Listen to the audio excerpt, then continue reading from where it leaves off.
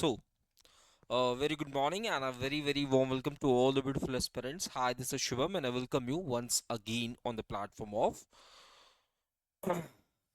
Maths phobia. आप सभी लोगों का एक बार फिर से बहुत बहुत स्वागत है। आई होप आप सभी की प्रिपरेशन बेहतरीन चल रही होगी फॉर योर अपकमिंग एग्जाम्स। ठीक है, तो आज की तारीख है 5 अप्रैल। हमेशा की तरह मैं कुछ आपके सामने बहुत ही इंपॉर्टेंट न्यूज़ लेकर आया हूं जिन्हें हम आराम आराम से डिस्कस करने की कोशिश करेंगे। ठीक है, आज के सेशन में हम लोग कौन से टॉपिक्स पे बात करने वाले हैं, ये टॉपिक्स आपके सामने हैं, जहां पे हम पहले अपॉइंटमेंट एंड रिजिग्नेशन के बारे में बात करेंगे, फिर डिफेंस अफेयर्स, फिर रैंक्स एंड रिपोर्ट्स, एमओयूज की बात करेंगे कि कौन से एंटिटीज के बीच में एक मेमोरेंडम ऑफ अंडरस्टैंडिंग साइन किया गया है, फिर नेशनल स्टेट अफेयर्स की बात करेंगे, फेस्टिवल्स की बात करेंगे, यानी कि काफी सारे टॉपिक्स पे आज हम बात करने वाले हैं। ठीक है, तो बढ़ते हैं आज के पहले न्यूज की तरफ। द वेरी फर्स्ट न्यूज आप सभी के सामने है, अपॉइंटमेंट एंड रेजिग्नेशन। तो इस पर्टिकुलर न्यूज में हमें पता चलने वाला है किसका अपॉइंटमेंट किस पर्टिकुलर पोस्ट पे हुआ है। ठीक है, आपसे क्वेश्चन यहाँ पे पूछा गया है, क्या हाल ही में एशियाई क्रिकेट परिषद के अध्यक्ष के रूप में किसने कार्यभार संभाला है, यानी कि you has been recently taken charge as the president of Asian Cricket Council. ठीक है, एशियन क्रिकेट काउंसिल क्या करेगी सर? तो एशियन क्रिकेट काउंसिल, जिसे हम एसीसी के नाम से जानते हैं, है ना, ये एशियन कंट्रीज के अंदर, कहां पे, एशिया के अंदर क्रिकेट को प्रमोट करने का काम करेगी, क्रिकेट को प्रमोट करने का काम करेगी, उसे डेवलप करने का काम करेगी। ठीक है, जितने भी एशियन कंट्रीज हैं, जितने भी एशियन क्रिकेट खेलने वाले देश है, वहां पे क्रिकेट को प्रमोट करना, उसको डेवलप करने का काम किसका हो जाएगा? एशियन क्रिकेट काउंसिल का हो जाएगा। याद रहे, इसे स्टैब्लिश किया जाता है सितंबर 1983 को, सितंबर 1983 को इसके स्टैब्लिश किया जाता है। ठीक है, दुबई यूएई के अंदर आपको इसका हेडक्वार्टर देखने को मिलेगा। कहां पे? दुबई यूएई के अंदर आपको इसका हेडक्वार्टर देखने को मिलेगा।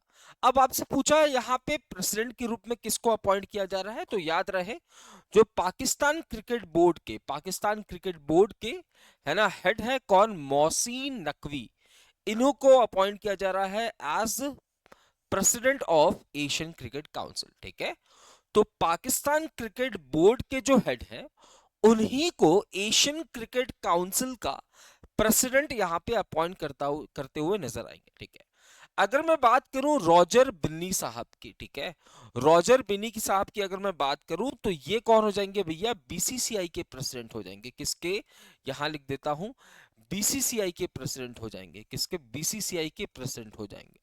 वहीं अगर मैं बात करूं जय शाह साहब की भैया, तो ये आईसीसी के चेयरपर्सन है। कौन है भैया? आईसीसी के चेयरमैन है ये, है ना, आईसीसी के चेयरमैन है।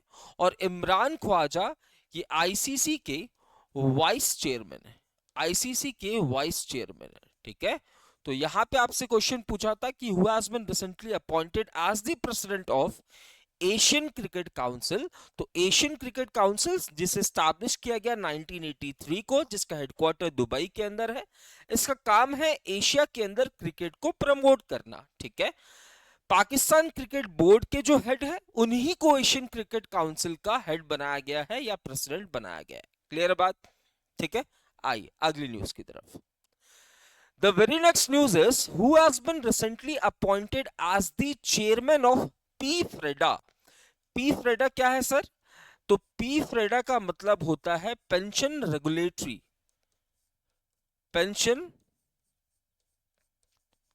Fund regulatory development authority, regulatory development authority. Bharat के अंदर भारत के अंदर जो पेंशन रिलेटेड ऑपरेशंस है, भारत के अंदर जो पेंशन रिलेटेड ऑपरेशंस है, उनको रेगुलेट करने का काम कौन करेगा? यही बॉडी करेगा। ठीक है, भारत के अंदर जो पेंशन रिलेटेड ऑपरेशंस है, उन्हें देखने का काम, उन्हें रेगुलेट करने का काम किसका है? पी फ्रेडा का है। ये कब स्टैब्लिश हो रहा है? 2003 के अंदर स्टैब्लिश हो रहा है। ठीक है, हेडक्वार्टर कहां पे है इसका? न्यू दिल्ली के अंदर हेडक्वार्टर है। याद रहे, याद रहे इसकी, ये किसके अंदर काम करने वाला है? मिनिस्ट्री ऑफ फाइनेंस के अंदर काम करेगा। किसके अंदर काम करेगा? मिनिस्ट्री ऑफ फाइनेंस के अंदर काम करेगा। तो भारत के अंदर आपको एक रेगुलेटरी बॉडी देखने को मिलेगी जिसका नाम है pension fund regulatory development authority, जो कि भारत के अंदर सभी पेंशन रिलेटेड ऑपरेशंस को रेगुलेट करने वाला है, जिसको स्टैब्लिश किया गया 2003 के अंदर, न्यू दिल्ली में हेडक्वार्टर है। याद रखना, मिनिस्ट्री ऑफ फाइनेंस के अंदर काम करेगी। अब इसके चेयरमैन के रूप में किसकी अपॉइंटमेंट हो रही है? तो इसके चेयरमैन के रूप में शिवा सुब्रमण्यम रमन जी की अपॉइंटमेंट हो रही है। Shiva Subramaniam Raman ji has been appointed as the chairman of PFRDA. Recent में कुछ अपॉइंटमेंट्स हुए थे, ठीक है। जैसे अगर मैं बात कर लूं शिरली बॉचवे की, किसकी बात कर रहा हूं मैं? शिरली बॉचवे की। तो ये फर्स्ट अफ्रीकन वुमेन है ना, first African women, first African women जिनको कॉमनवेल्थ का सेक्रेटरी जनरल अपॉइंट किया गया है, जिनको कॉमनवेल्थ है ना, ये एक एसोसिएशन देखने को मिलेगा उन देशों का जो कभी ना कभी ब्रिटिशर्स के अंडर है ना रह चुके थे। तो फर्स्ट अफ्रीकन वुमेन कॉमनवेल्थ की सेक्रेटरी जनरल के रूप में इनका अपॉइंटमेंट हुआ था। सेक्रेटरी जनरल के रूप में इनका अपॉइंटमेंट हुआ था, अगर आपको याद हो, ठीक है। अगर मैं बात करूं निधि तिवारी, इनको अपॉइंट किया जा रहा है एज प्राइवेट सेक्रेटरी ऑफ प्रधानमंत्री। प्रधानमंत्री नरेंद्र मोदी जी की प्राइवेट सेक्रेटरी के रूप में आपको एक आईएफएस ऑफिसर जो है वो देखने को मिलेगी, निधि तिवारी। सुनील कक्कर साहब को अपॉइंट किया गया था मारुति सुजुकी के अंदर होल टाइम डायरेक्टर की पोस्ट पे। होल टाइम डायरेक्टर कहां पे? मारुति सुजुकी के अंदर आपको कौन देखने को मिलेंगे? तो सुनील कक्कर साहब। तो क्वेश्चन ये था कि यहां पे पी फ्रेडा का चेयरमैन किसे अपॉइंट किया गया है? तो पी फ्रेडा के बारे में हमने जाना। चेयरमैन किसे अपॉइंट किया गया है? शिवा सुब्रमण्यम रमन जी को। क्लियर बात। शिरले बॉचवे ये फर्स्ट अफ्रीकन वुमेन है जिनको कॉमनवेल्थ का सेक्रेटरी जनरल अपॉइंट किया गया है। कॉमनवेल्थ एक एसोसिएशन है 56 नेशंस का, जो कि कभी ना कभी ब्रिटिशर्स के अंदर रही थी, ठीक है। निधि तिवारी, इन्हें प्राइवेट सेक्रेटरी अपॉइंट किया गया है टू प्रधानमंत्री नरेंद्र मोदी, एंड सुनील कक्कर को होल टाइम डायरेक्टर अपॉइंट किया गया है एट मारुति सुजुकी। आई अगला न्यूज आपके सामने है डिफेंस अफेयर से रिलेटेड। देखते हैं भैया क्या कह रहा है अगला न्यूज। अगला न्यूज आपसे कह रहा है कि where did Indian Navy conducts its first sea training under its first ever Indian Ocean ship Sagar initiative. देखिए रिसेंटली क्या हुआ था, इंडियन नेवी ने दो इनिशिएटिव लॉन्च की थी। इंडियन नेवी ने दो इनिशिएटिव लॉन्च किया था। पहला इनिशिएटिव कौन सा था भैया? Indian Ocean ship Sagar initiative. Indian Ocean ship Sagar initiative.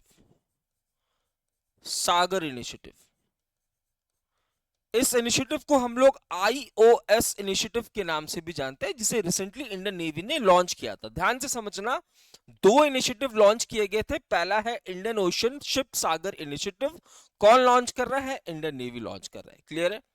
दूसरा था अफ्रीका इंडिया की मैरीटाइम एंगेजमेंट। दूसरा था अफ्रीका इंडिया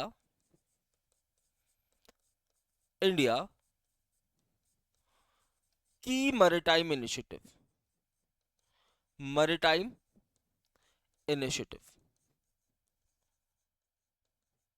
इन दोनों ही इनिशिएटिव को लॉन्च किया गया था मार्च 2025 में। इन दोनों ही इनिशिएटिव को रिसेंटली लॉन्च किया गया था मार्च 2025 में। अब इस पर्टिकुलर इनिशिएटिव के अंदर इंडियन नेवी जो है वो पहली ट्रेनिंग कर रही है। अब आपके मन में प्रश्न आएगा कि सर ये तो दो इनिशिएटिव लॉन्च किए गए थे इंडियन नेवी के द्वारा, इसका मोटिव क्या था? तो मोटिव था क्या? मोटिव था भैया कोऑर्डिनेशन। कोऑर्डिनेशन कोऑर्डिनेशन करना है ना। किस लिए? तो इंडियन ओशन को प्रोटेक्ट करने के लिए। इंडियन ओशन को प्रोटेक्ट करने के लिए भैया एक कोऑर्डिनेशन वाला ये इनिशिएटिव होने वाला है, जिसे मार्च 2025 में लॉन्च किया गया था। अब इसकी पहली ट्रेनिंग कहां पे हो रही है? कोची केरला के अंदर, ठीक है। कोची केरला के अंदर। अगर मैं बात करूं इंडियन नेवी की, ध्यान से समझना, अगर मैं बात करूं बच्चा, अगर मैं बात करूं इंडियन नेवी की, है ना, इंडियन नेवी की, तो आप आपको भैया इंडियन नेवी की 3 कमांड्स देखने को मिलेंगे, है ना। मेनली आपको 3 कमांड्स देखने को मिलेंगे। एक हो जाएगा वेस्टर्न कमांड, वेस्टर्न कमांड, है ना। एक हो जाएगा ईस्टर्न कमांड, ईस्टर्न कमांड, ठीक है। एक हो जाएगा वेस्टर्न कमांड, एक हो जाएगा ईस्टर्न कमांड, और एक हो जाएगा सदर्न कमांड, एक हो जाएगा सदर्न कमांड, ठीक है। ये जो वेस्टर्न कमांड है बच्चा, ये जो वेस्टर्न कमांड है, इसका हेडक्वार्टर आपको कहां देखने को मिलेगा? मुंबई के अंदर। इसका हेडक्वार्टर कहां देखने को मिलेगा? मुंबई के अंदर, ठीक है। सदर्न कमांड का हेडक्वार्टर आपको कहां देखने को मिलेगा? कोची के अंदर देखने को मिलेगा। एंड ईस्टर्न कमांड का हेडक्वार्टर आपको वाइजैक या विशाखापट्टनम में देखने को मिले। इसके अलावा इंडियन नेवी की एक और कमांड है ना। इंडियन नेवी की एक और कमांड है जिसे हम अंडमान एंड निकोबार कमांड के नाम से जानते हैं। अंडमान एंड निकोबार कमांड के नाम से जानते हैं, जिसका हेडक्वार्टर आपको पोर्ट ब्लेयर में देखने को मिलेगा। याद रखना, ये एक यूनिफाइड कमांड है। यूनिफाइड कमांड का मतलब यहां पे नेवी भी देखने को मिलेगी आपको, यहां पे आर्मी भी देखने को मिलेगी, यहां पे एयरफोर्स भी देखने को मिलेगा, और यहां पे आपको कोस्ट गार्ड भी देखने को मिलेगा, कोस्ट गार्ड भी देखने को मिलेगा, ठीक है। तो इंडियन नेवी की 3 कमांड्स हैं, और ये जो एक्सरसाइज हो रहा है ये सदर्न कमांड के हेडक्वार्टर कोची के अंदर कंडक्ट किया जा रहा है। ये सदर्न कमांड के हेडक्वार्टर कोची केरला के अंदर कंडक्ट किया जा रहा है। आइए अगली न्यूज की तरफ बढ़ते हैं। रैनसन रिपोर्ट्स की बात हो रही है। Which state top solar installation in Indian railway stations. कहने का मतलब क्या है? ये न्यूज आपसे ये कहना चाहता है कि वो कौन सी स्टेट है जिसने अपने रेलवे स्टेशंस पे, कौन सी स्टेट है जिसने अपने रेलवे स्टेशंस पे सबसे ज्यादा सोलर पैनल्स को इंस्टॉल किया है ना। सबसे ज्यादा सोलर पैनल्स को इंस्टॉल किया है। आप कहोगे सर सोलर पैनल्स को इंस्टॉल करके क्या फायदा होने वाला है?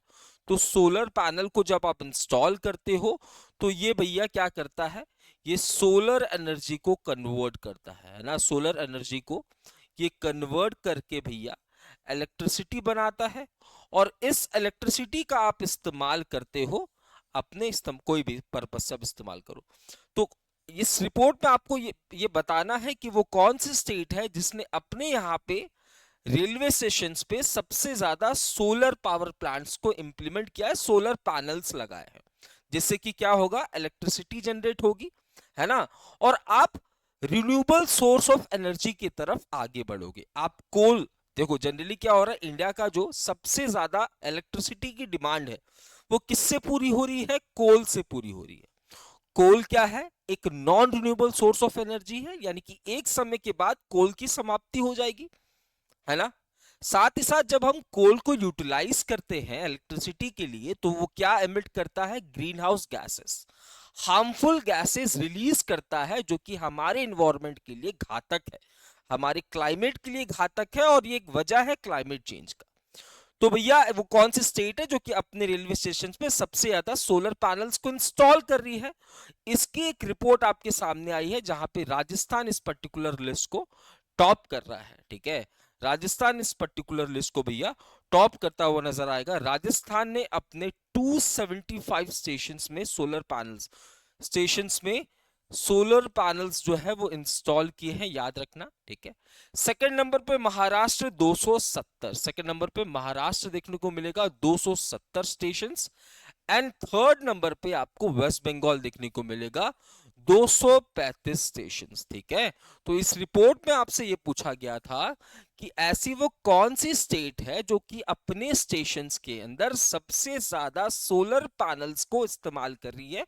सोलर पैनल, आपको एक पैनल देखने को मिलेगा जो कि सोलर एनर्जी को इलेक्ट्रिसिटी में कन्वर्ट करेगा, और उस इलेक्ट्रिसिटी का आप इस्तेमाल करोगे, ना कि कोल से प्रोड्यूस हो रहे इलेक्ट्रिसिटी का। इंडिया के कुछ टारगेट्स भी हैं अगर आपको याद हो, जैसे नेट जीरो कार्बन एमिशन का स्टेटस हमें कब तक हासिल करना है? नेट जीरो कार्बन एमिशन वाली कंट्री हम कब तक बन जाएंगे, तो 2070 तक ये हमारा टारगेट है। एंड ग्लोबल टारगेट कितना है, 2050 है, ठीक है। उसके बाद 500 gigawatt of renewable energy capacity, 500 gigawatt of renewable energy capacity हम कब तक हासिल करने वाले हैं, रिन्यूएबल एनर्जी कैपेसिटी कब तक हासिल करने वाले हैं, तो ये 2030 तक हासिल करने वाले हैं। एंड रिन्यूएबल एनर्जी का मतलब क्या होता है ना, थर्मल एनर्जी हो गया, है ना, विंड एनर्जी हो गया, सोलर एनर्जी हो गया, ये सारे रिन्यूएबल सोर्स ऑफ एनर्जी हैं, याद में रखना।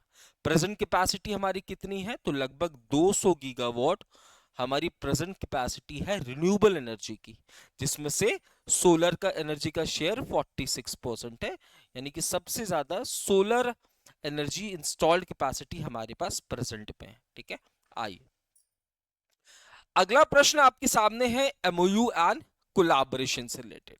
कह रहा है कि विच स्टेट गवर्नमेंट ने रिसेंटली एक एमओयू साइन किया है जहां पे एक हम लोग आर्टिफिशियल इंटेलिजेंस सेंटर को डेवलप करेंगे उस स्टेट के 3 शहरों के अंदर। ध्यान से समझना, एक ऐसा स्टेट जिसने रिसेंटली भैया एक एमओयू साइन किया है, एमओयू का मतलब एक पार्टनरशिप साइन किया है, किसके साथ, माइक्रोसॉफ्ट के साथ, माइक्रोसॉफ्ट के साथ। और इस पार्टनरशिप में होगा क्या, तो इसके 3 शहरों के अंदर एआई सेंटर्स को डेवलप किया जाएगा। एआई का मतलब क्या होता है, आर्टिफिशियल इंटेलिजेंस, जिसके एप्लीकेशंस हमने काफी देखे, ठीक है। तो वो स्टेट कौन सा होने वाला है, महाराष्ट्र। महाराष्ट्र जो है वो याद रखना माइक्रोसॉफ्ट के साथ एक एमओयू साइन कर रहा है, जहां पे बात हो रही है कि महाराष्ट्र और माइक्रोसॉफ्ट मिलकर महाराष्ट्र के 3 शहर, महाराष्ट्र के 3 शहर, वो 3 सिटीज कौन कौन सी है, तो भैया पुणे हो जाएगा, है ना, पुणे हो जाएगा, वो हो जाएगा मुंबई, और वो हो जाएगा नागपुर, ठीक है। इन 3 शहरों में आर्टिफिशियल इंटेलिजेंस सेंटर्स को डेवलप करेंगे, मिलकर कर रहे हैं हम लोग काम। अच्छा, आपके लिए होमवर्क क्वेश्चन आज का ये है कि आपको बताना है first AI summit, first artificial intelligence safety summit, safety summit तो हुआ था लंदन के अंदर। कहां हुआ था, लंदन के अंदर। देखो आर्टिफिशियल इंटेलिजेंस जो है ये अच्छा भी है, इसके कुछ मेरिट्स भी है एंड इसके कुछ डीमेरिट्स भी है। तो भैया पहला आर्टिफिशियल इंटेलिजेंस सेफ्टी समिट हुआ था लंदन यूके के अंदर। आपको बताना है कि सेकंड एआई सेफ्टी समिट कहां पे हुआ था, सेकंड एआई सेफ्टी समिट कहां पे हुआ था। ऑल्सो आप देखोगे इंडिया के अंदर आपको एआई मिशन देखने को मिलेगा, इंडिया एआई मिशन, जिसकी टोटल बजट कितनी है, 10,370 करोड़ के आसपास, ठीक है। 10,370 करोड़ के पास आसपास इंडिया का एआई मिशन का बजट होने वाला है, ये बात भी ध्यान में रखनी है, ठीक है। आइए अगले प्रश्न की तरफ बढ़ते हैं। नेशनल स्टेट अफेयर्स की न्यूज है, कह रहा है कि which portal has been recently launch by the central government to monitor anti rabies and anti snake venom stocks. हाल ही में केंद्र सरकार ने anti rabies and anti snake venom stock की निगरानी के लिए कौन सा पोर्टल लॉन्च किया। लेट्स से भैया आपको रेबीज हो गया है ना, अगर आपको रेबीज हो गया है, कुत्तों के सलाइवा में आपको रेबीज देखने को मिलेगा, अगर मान लो रेबीज हो गया या किसी स्नेक ने आपको काट दिया, ठीक है, उसके लिए भी आप क्या लोगे, उसके लिए आप एंटीडोट्स लोगे, उसके लिए आप वैक्सीन्स लोगे, है ना, उसके लिए आप वैक्सीन्स लोगे। अब ये वैक्सीन अवेलेबल है कि नहीं है, क्योंकि भैया बहुत कम वैक्सीन हैं इसके, तो क्या ये वैक्सीन अवेलेबल है या नहीं है, ये जानकारी के लिए आप हॉस्पिटल्स के चक्कर तो नहीं लगाओगे, क्योंकि भैया आपके बंदे को तो स्नेक ने काट दिया है। आपके बंदे को अगर स्नेक ने काट दिया है और आप उस बंदे को लेकर एक हॉस्पिटल जाते हो, पता चलता है कि भैया इसके पास तो स्नेक वैनम की एंटी वैक्सीन नहीं है, तो भैया फिर दूसरे हॉस्पिटल, उसके बाद दूसरे हॉस्पिटल, यानी कि समय खराब होगा।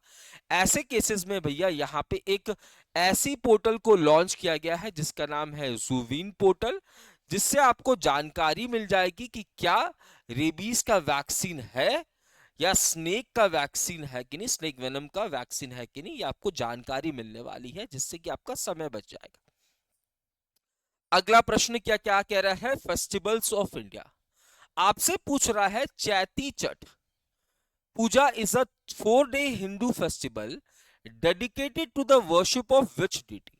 कह रहा है भैया चैती छठ जो है ये 4 दिनों का त्योहार है, 4 दिनों का त्योहार है, एक टाइप का हिंदू फेस्टिवल है, यानी कि हिंदूज इसको सेलिब्रेट करते हैं। आपको बताना है कि यहाँ पे किस भगवान की पूजा की जाती है। तो भैया यहाँ पे सन गॉड एंड छठी मैया की पूजा की जाती है। इसका सेलिब्रेशन आप देखोगे बहुत ज्यादा होता है बिहार के अंदर। इसका सेलिब्रेशन भैया झारखंड के अंदर भी होता हुआ नजर आएगा, झारखंड के अंदर। और इसका सेलिब्रेशन कुछ पार्ट ऑफ मध्य प्रदेश के अंदर भी आपको नजर आएगा, ठीक है। तो बिहारी कम्युनिटी ज्यादातर इस पर्टिकुलर फेस्टिवल को सेलिब्रेट करती है। मैंने आपसे कहा कि 4 दिनों का त्योहार है, यानी कि 1 से लेकर 4 अप्रैल तक ये चलने वाला है, ठीक है। तो पहले दिन को कुछ और बोला जाता है, दूसरे को कुछ और, तीसरे को कुछ और एंड चौथे को कुछ और बोला जाता है। ये कमेंट बॉक्स में फटाफट से बताइए जल्दी से।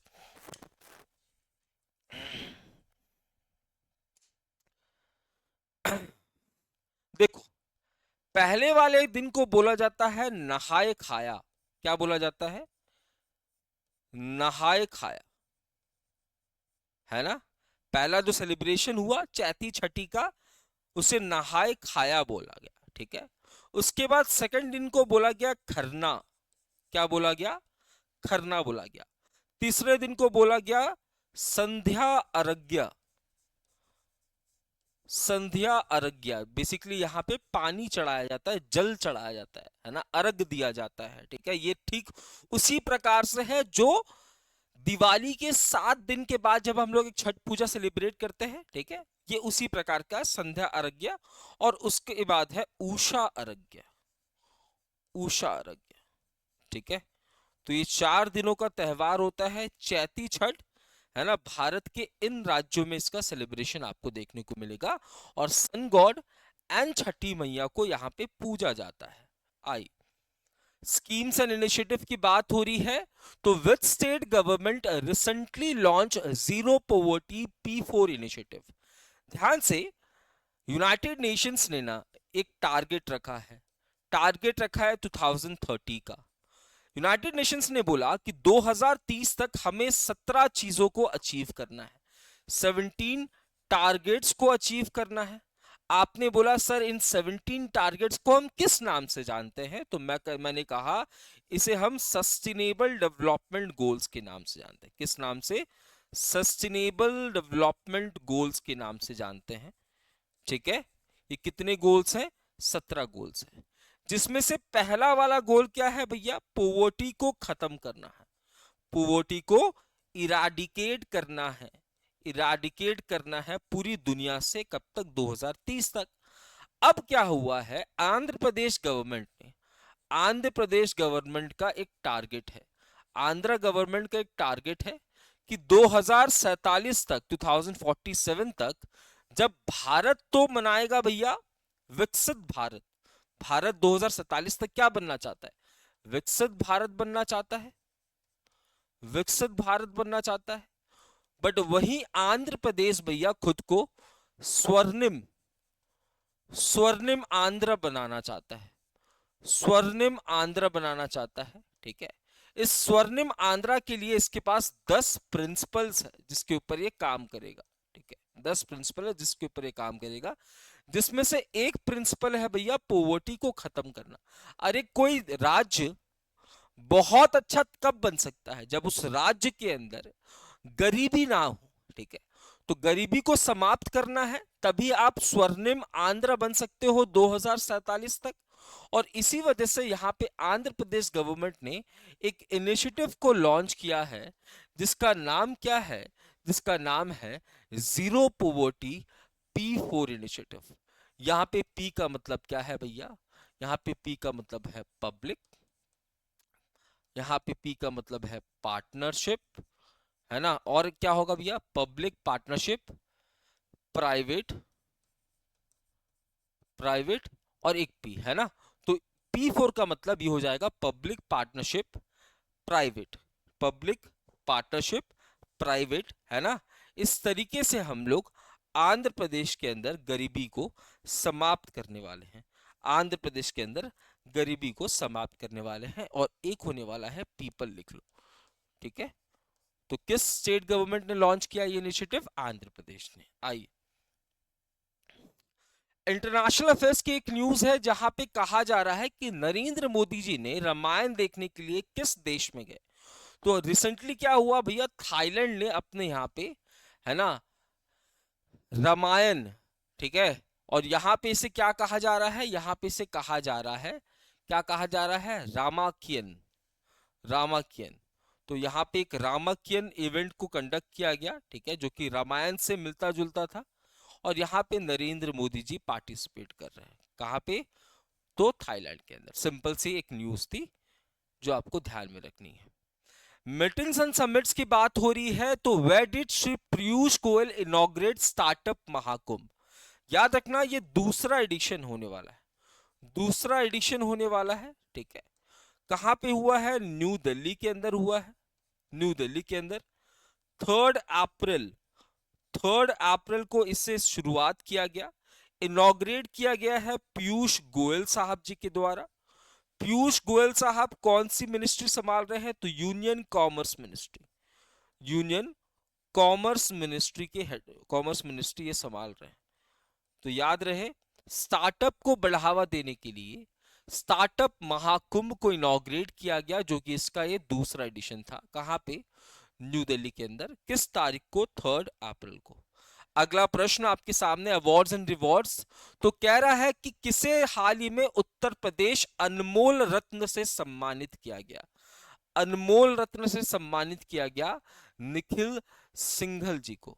ऐसा क्यों किया गया भैया? तो काफी एक फेमस व्यक्ति है ये, याद रखना, है ना। मीडिया स्ट्रैटेजी, पब्लिक रिलेशन में इनका काफी अच्छा हाथ है। मीडिया स्ट्रैटेजी, पब्लिक रिलेशन में इनका काफी अच्छा हाथ है भैया, ठीक है। और इनको किस अवार्ड से सम्मानित किया जा रहा है? तो उत्तर प्रदेश अनमोल रत्न। माइना स्वामी, माइना स्वामी, इनको आंध्र प्रदेश गवर्नमेंट के द्वारा उगाड़ी अवार्ड दिया गया, उगाड़ी अवार्ड दिया गया। याद रखना, ये एक हिस्टोरियन है, इतिहासकार है, हिस्टोरियन है। दलाई लामा को भैया, दलाई लामा, है ना, ये कौन से नंबर वाले दलाई लामा है? 14वें दलाई लामा है, ठीक है। इनको कौन से अवार्ड से सम्मानित किया गया? Gold mercury award for piece, gold mercury award, award for piece से इनको सम्मानित किया गया। गुंटर ब्लॉशल, गुंटर ब्लॉशर को Stockholm Water Prize, Stockholm Water Prize से के लिए सम्मानित किया गया, ठीक है। ये प्राइज दिया जाता है वाटर कंजर्वेशन के लिए। अगर आप वाटर कंजर्वेशन के लिए काफी ज्यादा काम कर रहे हो तब ये अवार्ड दिया जाता है, ठीक है। पानी के बचत के फील्ड में, है ना, इसे क्या कहा जाता है? इसे कहा जाता है इसका नोबेल प्राइज। ये अवार्ड उनको वैसे तो दिया जाएगा जून 2025 को, ठीक है, बट अनाउंस किया जा रहा है अभी। तो निखिल सिंघल को Uttar Pradesh Anmol Ratna award. Next news is miscellaneous news बचे हैं, देख लेते हैं। आईएनएस तरकस ने 250 किलोग्राम नारकोटिक ड्रग्स जो है वो बरामद किया है वेस्टर्न इंडियन ओशन के अंदर। तो एक इवेंट के दौरान इसे बरामद किया गया।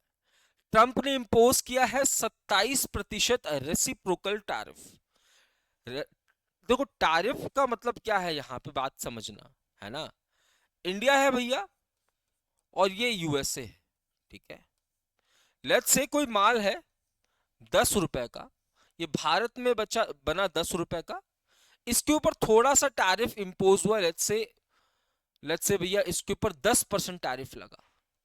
10% टैरिफ लगा, इसका मतलब ये है कि अगर भारत को ये 10 रुपए का माल जो भारत में 10 रुपए में बना था, अगर इसे यूएसए को बेचना है तो वो कितने में बिकेगा?